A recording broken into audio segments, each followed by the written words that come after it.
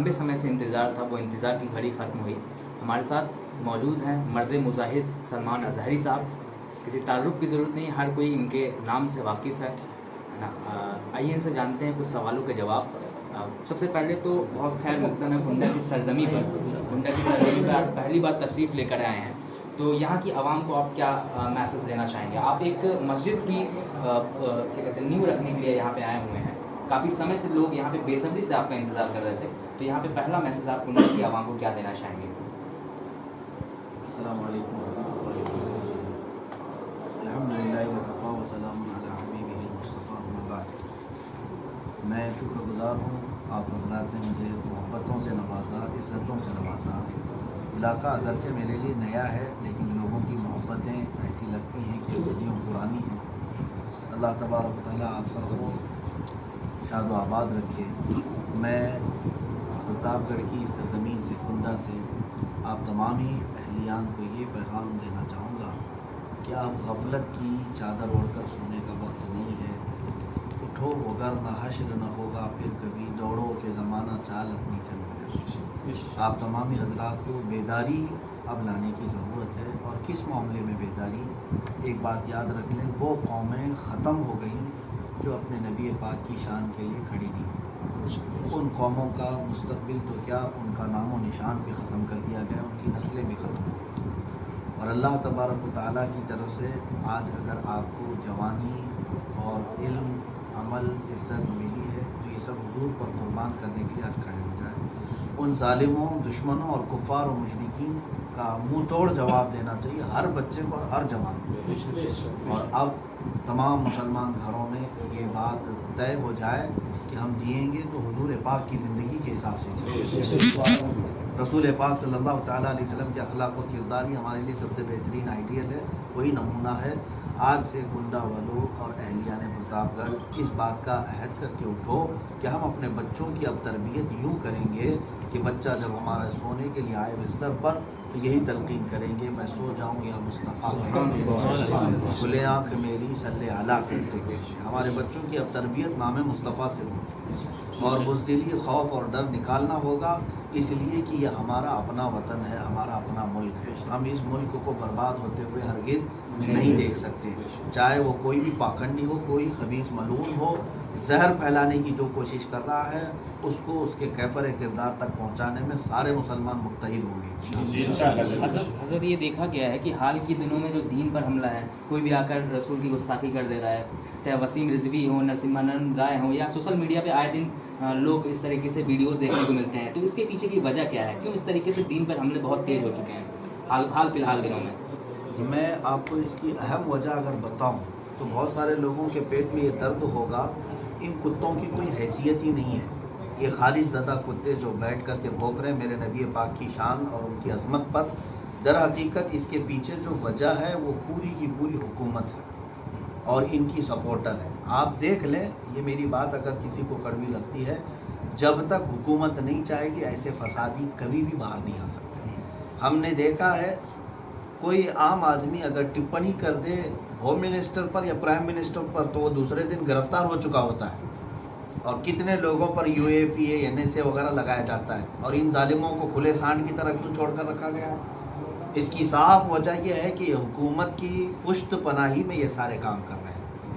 तो यहाँ सबको ये समझने की ज़रूरत है कि ये आम तौर पर ये खुद से नहीं कर रहे हैं, इनको पूरा का पूरा सपोर्ट हासिल है। ये बात मैं इसलिए भी कह रहा हूँ और बबांगे दोहल कहूँगा, उस खबीस मलून नरसिंहानंद को जब उसने गुस्ताखियाँ की, एक दो नहीं कई FIR दर्ज की गई। आप सबको पता है कई इलाकों से FIR दर्ज हुई। और इस वसीम रिजवी को, इस खारिज ज़दा को भी कई जगहों पर FIR की गई है। FIR का मतलब क्या हुआ? फिर इस हमारे भारत के अंदर जो डेमोक्रेटिक कंट्री है, यहाँ पर फिर FIR का क्या मतलब हुआ? जिसके ऊपर इतने FIR है, पुलिस डिपार्टमेंट उसको क्यों नहीं गिरफ्तार करती? क्यों नहीं ऐसे लोगों पर अंकुश लगाया जाता और इनको प्रतिबंध क्यों नहीं लगाया जाता? बाकी दूसरे तो इनको बहुत जल्दी नज़र आ जाते हैं। हुकूमत के कोई भी गलत पॉलिसियों को कोई बाहर निकालने की कोशिश करे तो उसको अंदर डाल दिया जाएगा। اور ان ظالموں کو حضور کی شان میں اسلام کے خلاف بھونکنے کے لیے کھلے طور پر چھوڑا گیا ہے، بلکہ ان کو پیسہ بھی دیا جاتا ہے، ان کی مدد بھی کی جاتی ہے، اور ان پاکھنڈیوں کے لیے پتہ نہیں کتنے سیکورٹی گارڈ لگا کر کے ان پر خرچہ کیا جاتا ہے۔ آخر یہ کیوں کیا جا رہا ہے؟ یہ ساری وجہ جو آپ پوچھ رہے ہیں نا، یہ خود سے نہیں ہے، ان کے پورا کا پورا حکومت کی پشت بنائی ہے، سپورٹ حاصل ہے، اور حکومت کے اس غلیظ چہرے کو بے نقاب کرنا ہوگا، مسلمانوں کو بھی اور ہندوؤں سے بھی میں کہتا ہوں۔ ہندو بھی بہت سارے اس چیز کو صحیح نہیں مانتے، مجھے پتہ ہے، جی اکثریت ہندوؤں میں ایسی ہے جو سیکولر ہیں، اور اس طرح کی گالی گلوچ دینے والے کو وہ بھی نہیں تسلیم کرتے۔ مجھ سے کئی ایسے پنڈت ہیں، سوامی ہیں، انہوں نے خود کہا ہے کہ یہ غلیظ آدمی ہے، اس کا منہ غلیظ ہے، اور حضور کی شان میں ایسی بکواس کر رہا ہے، یہ سب ہمارے دھرم میں بھی نہیں، اور نہ ہی یہ دھرم کا کوئی ہمارا پرچارک ہے۔ انہوں نے صاف انکار کیا۔ ہمیں پتہ ہے اس پوری قوم کی طرف سے یہ نمائندہ نہیں ہے، یہ صرف اور صرف گورنمنٹ اپنے الیکشن گرم کرنے کے لیے، سیاست کا بازار گرم کرنے کے لیے ایسے پاکھنڈیوں کو بازار میں اتارتی ہے۔ تو یہ اس حکومت کا غلیظ چہرہ میں بے نقاب کرتا ہوں۔ مسلمانوں کے پرتی جو نفرت بھری ہوئی لوگوں کی، تو کیسے اس کو نکالا جائے؟ علماء اس کے بارے میں کیا سوچتے ہیں کہ کس طریقے سے جو لوگوں کے ذہن میں نفرت بھر چکی ہے، اس کو کیسے ختم کیا جائے؟ بتائیے، ہمارا جو ہندوستان جو ہے گنگا جمنی تہذیب کے نام سے پھر جانتا ہے، پھر سے اس کو کیسے امپلیمنٹ کیا جا سکتا ہے؟ کیا رائے ہے اس پر آپ کی؟ دیکھیے، جو دکھ رہا ہے نا وہ سب نہیں ہے۔ پہلی بات تو موب لنچنگ کی بات میں کہوں گا کہ یہ وہ ظالم ہیں جن کو آتنکوادی کہنے میں مجھے کوئی بھی جھجک محسوس نہیں ہو۔ حقیقی آتنکواد، حقیقی دہشت گرد اور ٹیررسٹ یہی ہیں جو موب لنچنگ کرتے ہیں، اور ان کو بھی کھلے طور پر چھوڑا گیا۔ ان کو کبھی آتنکوادی کہا جاتا ہے؟ جو گھر جلا رہے ہیں، پورے محلے جلا رہے ہیں، مسجدیں توڑ رہے ہیں، یہ تو آتنکوادی ہیں۔ یہی سارے آتنکواد ہیں جو نعرے لگاتے ہیں اور دنگے بھڑکاتے ہیں، فساد مچاتے ہیں۔ پہلی بات تو یہ ہے کہ ان دہشت گردوں اور آتنکوادیوں کو آتنکوادی کہنا شروع کرو۔ حقیقت میں یہی آتنکوادی ہیں۔ باقی یہ جو میڈیا، دجالی میڈیا بیٹھ کر کے ایک طرف پورے آتنکواد کو گھماتا ہے، اس کو بھی میں پیغام دیتا ہوں کہ ان لوگوں کی بھی کرتوت کو ذرا دیکھو۔ ایک غریب کو پکڑ کر کے 10-20 لوگ مارتے ہیں، پیٹتے ہیں اور موت کے گھاٹ اتارتے ہیں، تب بھی تمہیں نہیں نظر آتا کہ وہ آتنکواد ہے؟ تب بھی تم نہیں کہتے ہو کہ یہ دہشت گردی ہے؟ اب رہی بات آپ نفرت کے ماحول سے کیسے نکلیں، دیکھیں ہمارے علاقے میں آج بھی، ہندوستان کے کئی علاقوں میں ہم گئے ہیں، مسلمان کو ایک بات میں کہوں گا، دھوکہ دینا مسلمان کی عادت نہیں ہے۔ حدیث پاک میں ہے، من غشنا فلیس منا، حضور پاک صلی اللہ علیہ وسلم نے فرمایا جس نے ہمیں دھوکہ دیا وہ ہم میں سے نہیں ہے۔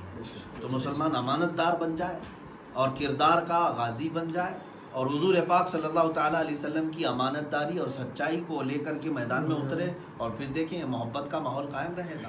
یہ مسلمان کر سکتا ہے، اور ہندوؤں سے بھی میں یہی کہوں گا کہ تم ان کے بہکاوے میں مت آؤ، جو یہ بھونک کر کے تمہیں بھڑکانے کی کوشش کرتے ہیں اور یوں ڈرا کر کے کہ یہ مسلمان تمہیں کھا جائیں گے، مار ڈالیں گے، یہ سب چیزوں پہ پاگل بننے کی اور بیوقوف بننے کی ضرورت نہیں ہے۔ کرنٹ ایشوز وہی ہیں جو آپ اپنی آنکھوں سے دیکھ رہے ہیں اپنے ماحول میں۔ تو لہٰذا میں دونوں قوموں سے یہی کہوں گا کہ جو کچھ بھی ٹی وی پر دکھ رہا ہے، آنکھ بند کر کے اس پر یقین نہ کرنا۔ کہیں کی ویڈیو کہیں پر لا کر کسی کو بھڑکایا جاتا ہے۔ ہاں، یہ تمام چیزوں سے پرہیز کریں، مسلمان بھی اور ہندو بھی۔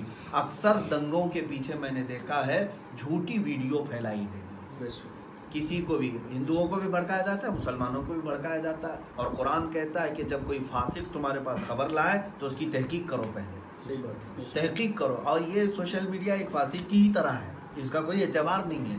تو جب تک یقینی خبر نہ ہو، یا اپنے بڑے اکابر سے جب تک کوئی بات نہ سنیں، کوئی اس طرح کا ریئیکشن نہ کریں کہ فساد ہو جائے۔ دونوں قومیں اگر اس مسئلے پر عمل کریں گی تو امن و امان بھی رہے گا، محبت اور بھائی چارگی بھی قائم رہے گی۔ چلیے، بہت بہت شکریہ۔